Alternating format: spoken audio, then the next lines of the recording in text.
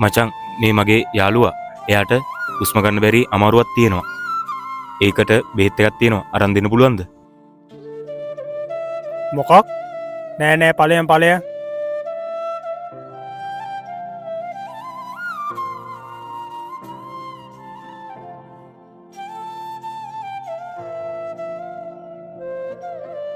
අක්කේ මේ මගේ යාළුවා.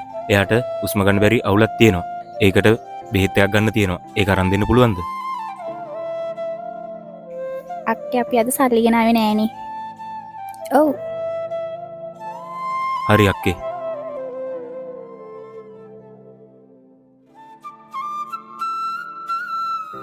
අයියේ මේ මගේ යාළුවා. එයාට හුස්ම ගන්න බැරි අවුලක් තියෙනවා. ඒකට බෙහෙත් එකක් ගන්න ඕනේ. ඒක අරන් දෙන්න පුළුවන්ද? මොකක්? යාළුවා? තමසට පිස්සුද? පොඩයින මල්ලි ඔය තුන්න මට දෙන්න. මං හවසට බෙහෙට්ටි ගෙනත් දෙන්න. හරිද? ඔයා ගෙදරට වෙලා ඉන්න. තේරුණාද? ගිහින් එන්න. thank you අයියේ. උට වැඩි යාළුවෝ නෑ මචං. හිටියේ එකම එක යාළුවයි ඌ දැන් මාස 6කට කලින් හුස්ම ගන්න බැරි කේස් එකක් ඉඳ නැති වුණා.